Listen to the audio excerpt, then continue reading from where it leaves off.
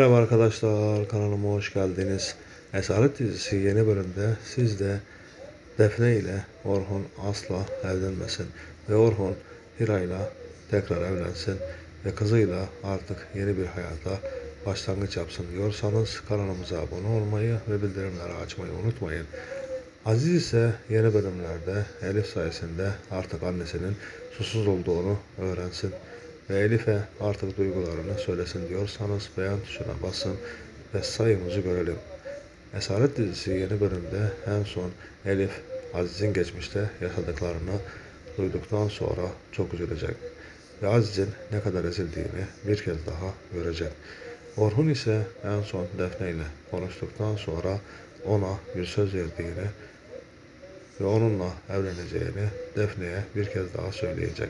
Ve Defne her ne kadar Orhun'un gönlünün Hira'da olduğunu bildiği için ablasının baskıları yüzünden Orhun'dan ayrılması o kadar kolay olmayacak.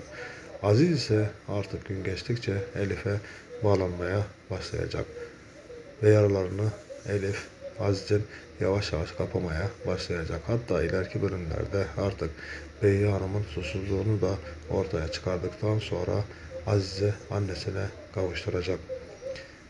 Ve Hira en son Orhun'la konuştuktan sonra artık Orhun'un Defne'ye bir söz verdiğini bildiği için ve Defne'nin ne kadar iyi biri olduğunu gördüğü için onu üzmesini istemeyecek. Fakat Defne artık Orhun ve Hira ile konuşup her şeyi bildiğini ve bundan sonra mutlu olmalarını isteyecek ve aralarından çekileceğini bir kez daha Orhun ve Hira'ya söyleyecek. Ve Zerrin bunu duyduktan sonra Defne'ye çok kızacak. Evet arkadaşlar, şimdilik analizimiz bu kadardı. Siz de görüş ve önerilerinizi bizlerle yorumlarda paylaşsanız sevinirim. İyi seyirler, hoşçakalın.